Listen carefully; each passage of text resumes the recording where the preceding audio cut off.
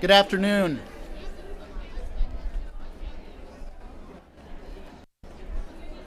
Good afternoon. It's a joy to look out at so many faces of individuals who love this great institution. If I could have your attention. Thank you. I'm Steve Setchell, class of 1996. I want to thank you for being with us on this historic day as we dedicate the Robert G. Bottoms Alumni and Development Center. If I could speak on behalf of my colleagues in development and alumni engagement and thousands of alumni who call this place home, our hearts are full of gratitude for the great leadership legacy of our building's namesake, Dr. Bottoms, and for the extraordinary generosity of our benefactors, Tim and Sharon Williams Ubben, both of the great class of 1958, in making this beautiful center possible. Together, your legacy, Dr. Bottoms, and your generosity, Mr. and Mrs. Ubben, have transformed this building just as you transformed DePauw, and we're forever grateful. Thank you.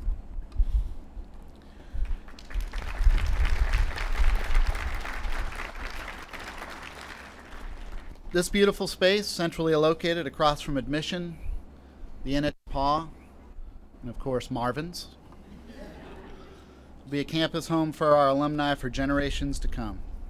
Of course, it will also be the hub of meaningful work to bring the full talent and treasure of our alumni to bear in ensuring the success of each DePauw student.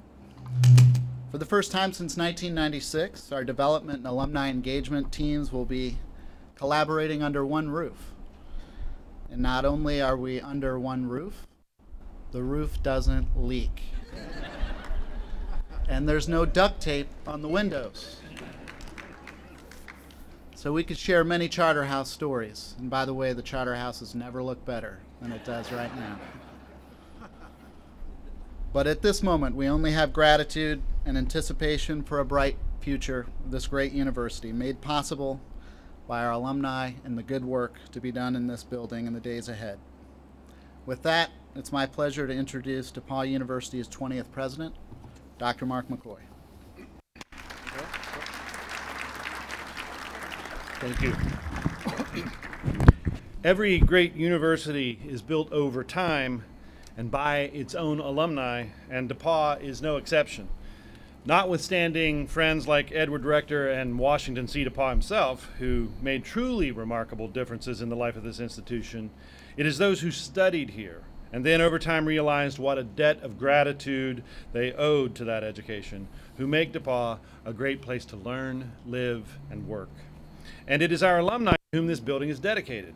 If you are a graduate of DePauw, this is your home.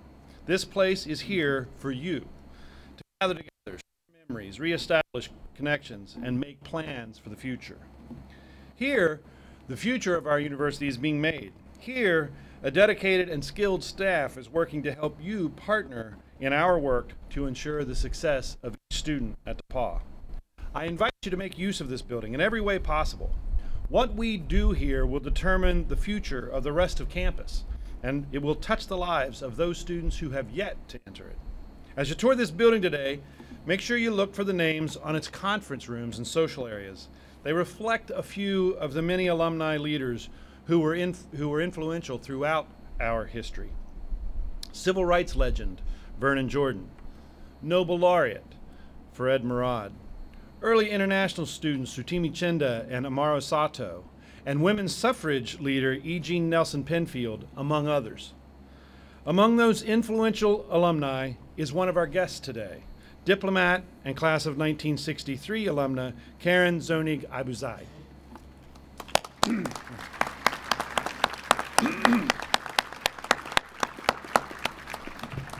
Karen served as the Commissioner General for the United Nations Relief and Works Agency for Palestine Refugees.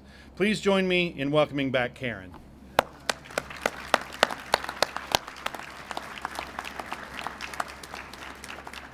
And of course, there are two alumni without whom we would not be standing here today, two people who exemplify loyalty to alma mater, Tim and Sharon Ubben, members of the class of 1958.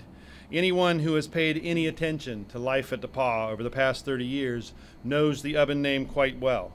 Suffice it to say that we owe them a debt that will never be repaid, except through living up to their example of leadership for DePauw. I'm reminded of Tim Ubben's words at the 1996 launch of the campaign for DePauw, Leadership for a New Century. Quoting fellow Chicagoan Daniel Burnham, he called on alumni and said, "Make no small plans." May all who walk under this building's portico do our utmost to answer that call. Along with the other alumni named spaces, we are pleased to name the Tim and Sharon Ubben portico of this building in their honor, and it is my distinct pleasure to introduce to you Tim Ubben.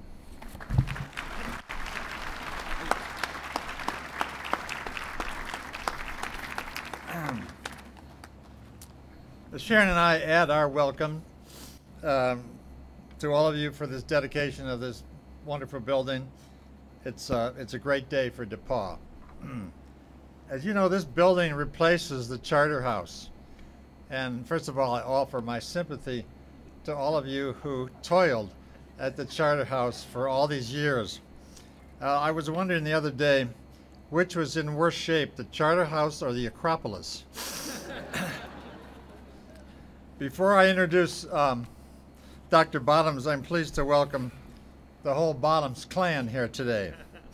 With us today, our son David, his wife Kim, their 3 kids, Connor, Tate, and Callie, the Bottoms' daughter, Leslie, her husband Dean, and their son Noah.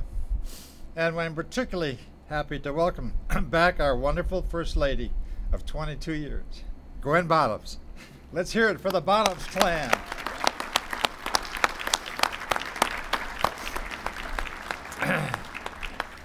Dr. Robert Bottoms was the 18th president of DePauw, and his selection was only the 2nd time in the history of this school where a president was selected from the staff. Now, Mark McCoy is the 3rd. In total, Bob Bottoms served at DePauw for 30 years, 22 as president. He was the longest serving president in the history of our school. College presidents simply don't last that long at one institution, especially the same one. But he must have been a good president. But I know one thing, he was a really good fundraiser. Quote, "Let's take a walk." Now those are the 4 little words that Bob Bottoms invited people to take a walk, but he was camouflaging the fact that he was taking a walk to ask you to donate to the college. Those of us who knew him well didn't take a walk because we knew what was coming. But those words and those walks work wonders. During Bob's 22 years at DePauw, the endowment of DePauw increased 650%, from 83 million to 540 million. Bob was the leader of 2 campaigns. The sesquicentennial campaign, completed in the early 90s, raised 121 million, and the Leadership for a New Century campaign, completed in 2001, raised 376 million, and at the time it was the largest campaign in the history of small liberal arts colleges. Another lasting imprint of the Bottoms presidency was his effort to diversify the student body and the faculty. Student body diversity in 1986 was 3.5%. In 2008, when he left DePauw, it was 17%.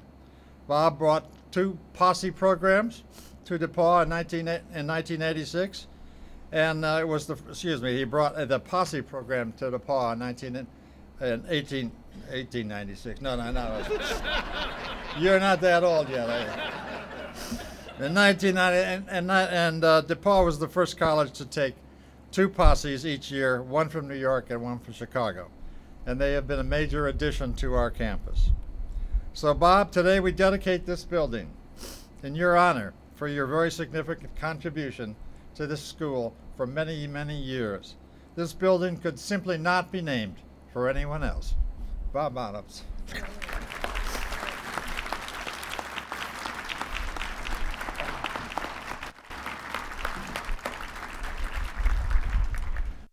Well, if it weren't a cold afternoon, this would remind me of many commencements when the crowd is assembled and it looks like it might rain, and Gwen would say, "Don't talk too long."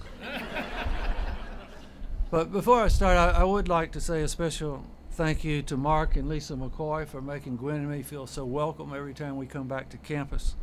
We really mean that. And Jamie McMahon, who did the portrait, has some health challenges these days, and the doctor didn't want me to fly to Memphis to have my portrait painted, and so Jamie came to Athens. And I really did appreciate that. And if you will go in and examine the portrait carefully and look at me carefully, you'll see that I have on the same tie and the same suit, and that I look so much better hanging on that wall than I do standing here. I'd also like to thank Ken Owen for researching all the statistics that are in the program. I forget sometimes the things that have happened when I was president.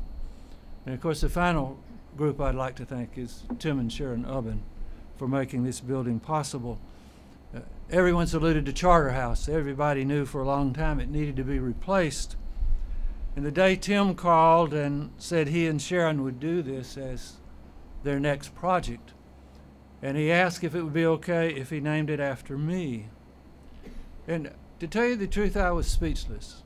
I was very surprised. I didn't know what to say, and frankly, I don't know quite what to say today, which is a little different for me, to be speechless. So let me just take a few minutes and explain to you how fortunate I think I was to work at DePauw.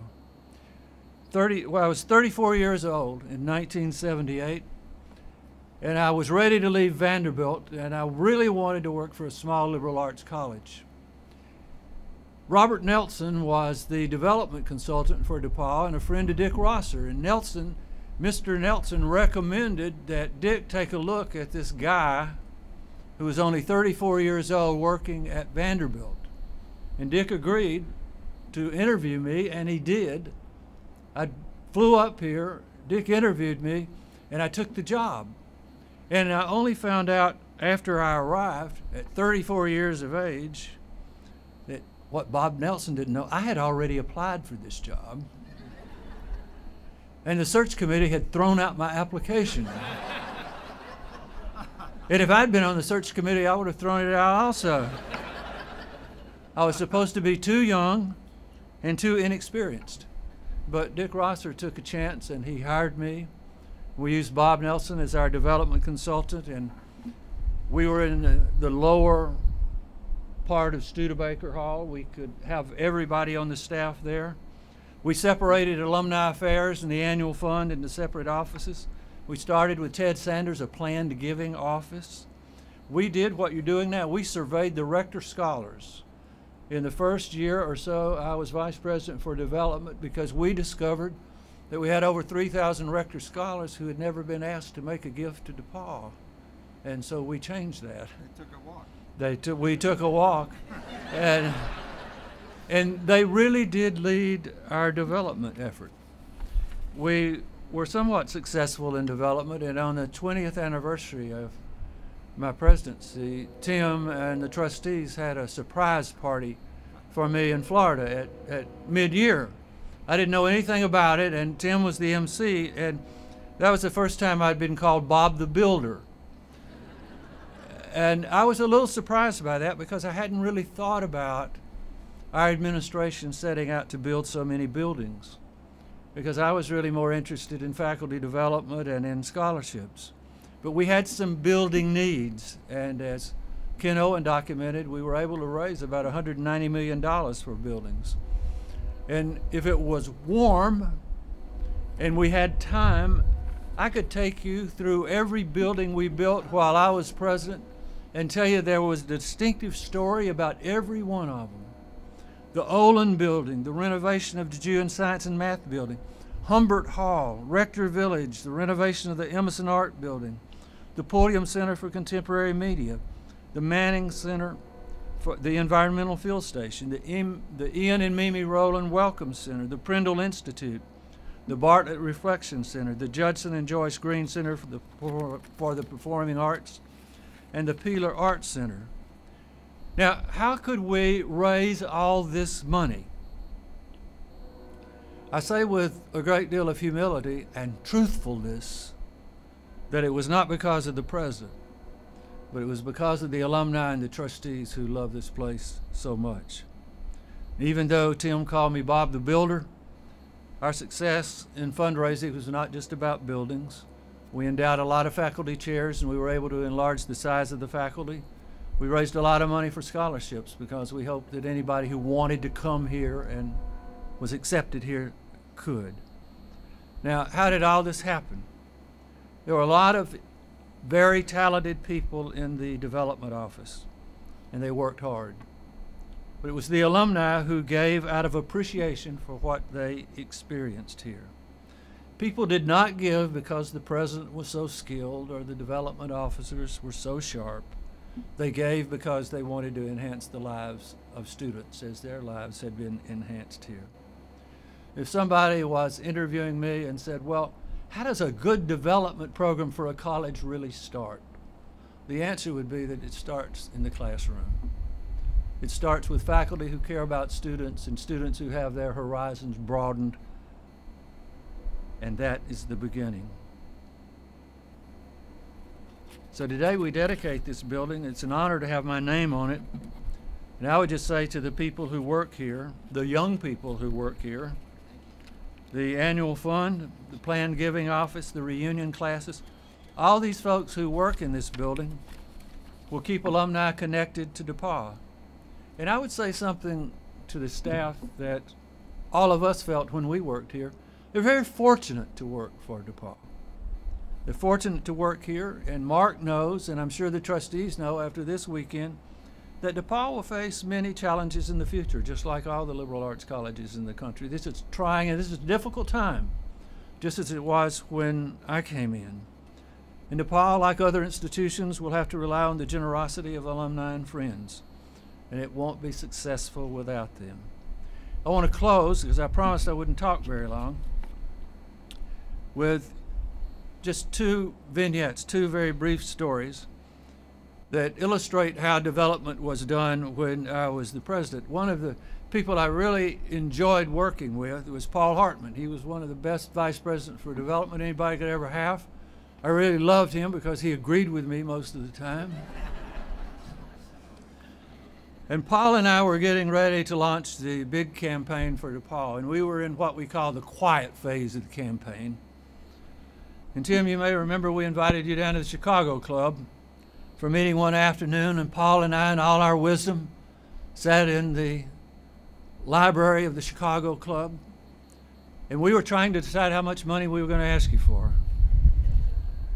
And we started out with $1 million, and then by the time Tim arrived, we had sort of gotten our courage up, and we said, no, he probably won't do it, but we'll ask him for $5 million. And so Tim came in the library, and we had our plans carefully made, and Tim was kind enough to say to us, well, Sharon and I have talked, and I know why you've invited me down here. Now, wasn't that a surprise? I know why you've invited me down here, and Sharon and I have decided we'll give $10 million to DePauw. That was one story, and the second one that has a similar theme. There was a rumor, and Mark, you may be victimized by this rumor also. There was a rumor that the president of the university was anti-Greek. That we had built a dormitory, we were going to house the freshman men, we were going to do away with fraternities. And Tim invited, I don't know if you remember this or not, Tim invited me and several of your friends in North Coast Chicago to a little meeting at his house. We had coffee and buns for breakfast, and I was congratulated. Ken Owen used the word procured. We talked about the gift of Phil Holton. And in the news release, I didn't correct this because I was so flattered, but Ken said that I procured the gift of Mr. Holton. Norm Johnson, you remember, was at that meeting, and Norm said he was congratulating me on the Holton gift and said that his father had been a friend of Phil Holton. and had known that this gift was in the making for some time, and he just wanted to congratulate me for securing the largest gift in the university's history, $128 million. And being the humble man that I am, and honest as I am, I had to tell him that I really didn't procure that gift at all, that it was Phil Holton's initiative, back even before Dick Rosser was president, to start a small fund that he kept secret. And he would write every year and tell us how much money was in the fund. And what I did do, and this is the point of my conversation with Norm Johnson, what Gwen and I did do is every year we would meet with him and talk to him about how we would use his money. And we were able to convince him to put it into a scholarship program. And he would write this letter every spring, and he started it off, "Dear Dr. Bob and Ms. Gwen." And he would tell us how much money was in that trust. And it grew, and it grew, and it grew. And so I said to Norm Johnson, I said, "So, see, I wasn't really responsible for that gift." And he said, "Well, at least you didn't mess it up."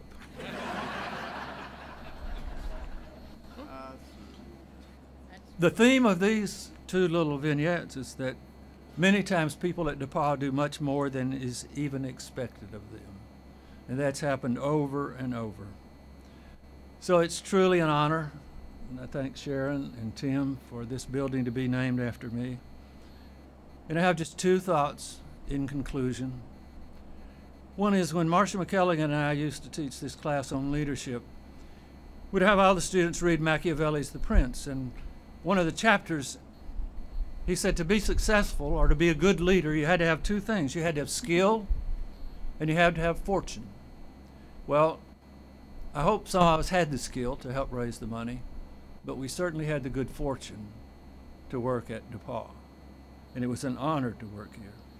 The second thing I would like to do, because it's probably the last time I'll ever have a chance to do this, I want to say a word about Gwen. Gwen always told me when I went to make a speech, kind of the same two things. One, you remember this is not about you, and don't mention me. So I'm about to violate both those rules, because Tim and Sharon, it has been good to have a day that's been a little bit about me, and I appreciate it. But I think everybody should know and recognize that through 22 years that Gwen kept me, did her best to keep me humble. And one of the things she did, and one of the things I like about this center and the welcoming part, Gwen made everybody feel welcome at DePauw.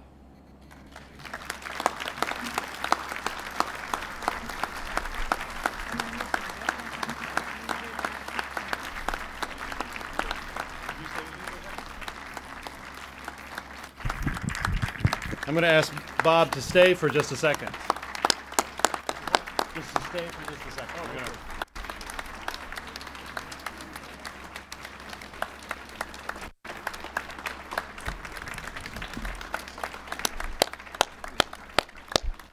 So, at this time, it's my distinct honor and privilege to recognize the extraordinary service and accomplishments of Bob Bottoms and the impact he has had on this institution with the presentation of the Old Gold Medal.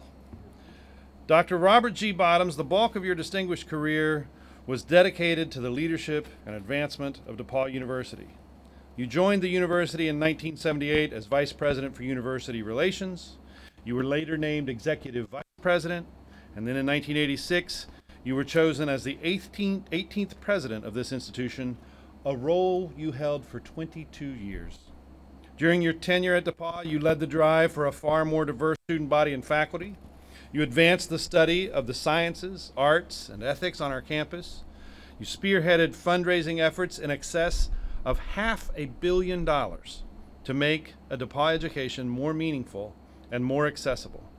With degrees from Birmingham Southern College, Emory University, and Vanderbilt University, you exemplify the drive for higher education and the quest for lifelong learning that also marks the DePauw experience.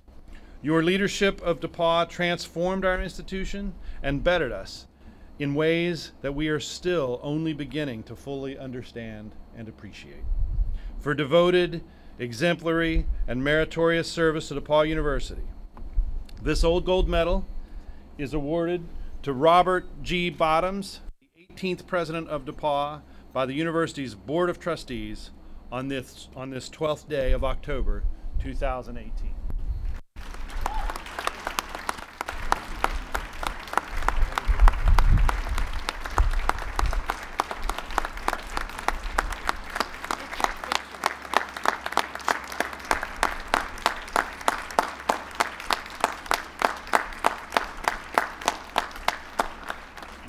Closing comments. Thank you. Okay. Yeah. Yep. So we rearranged the order a little bit with Dr. Bottoms' memory of the commencement storm cloud looming. But I just want to thank a few people that made this building possible. First, and I'll run through these pretty briskly. We want to recognize our friends and partners in facilities management, including Warren Weitzel, Rick Scott, and Jamie Sibbett, who made this day possible. I'll just keep, go ahead. I don't think it's gonna rain. Yeah. Recognize the team from Roland Design in Indianapolis, and specifically Eric Roland, Sarah Schwarzkopf, Bob Schwarzkopf, and Ashley Bedwell, who designed this lovely space.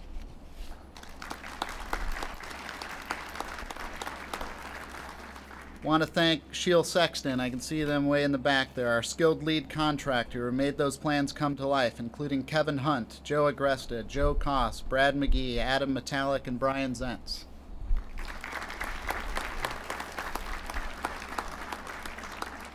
We appreciate A.A. Huber Plumbing, and especially Pete Huber, proud graduate of the class of 1993, who was personally involved throughout this project, and Kelly Biegler of KBSO Consulting, who provided the environmentally responsible mechanical, electrical, and plumbing.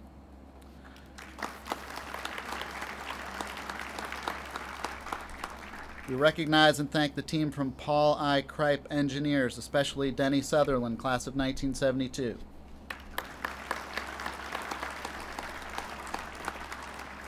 Like to recognize and thank the team from Office Works, and especially Tom O'Neill, class of 1969, who provided the furnishings throughout this beautiful space.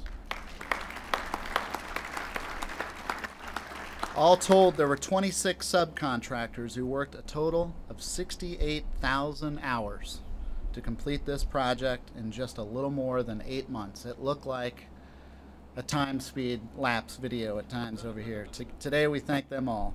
And Dr. Bottoms mentioned this a moment ago, but certainly as you entered the beautiful lobby today, your eye was likely drawn to the striking portrait of Dr. Bottoms. It was indeed painted by the talented Jamie McMahon, who has completed his 4th portrait now for the DePauw community. And I want to thank Beth Scala from the class of 1979, who's here today. Her company, Portraits Incorporated, which was instrumental in guiding the portrait process. So I think Beth's here. There she is in front. Getting near the end, thank you for your patience.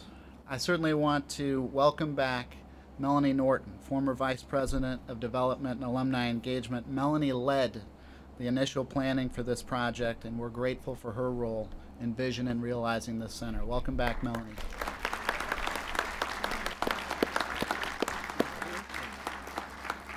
Finally, I want to thank Donna Wilson and the stewardship team that has worked so hard to plan this event, as well as last evening's event and the breakfast this morning, and probably other things that have happened this weekend. So if you could please join me in thanking Donna and her team.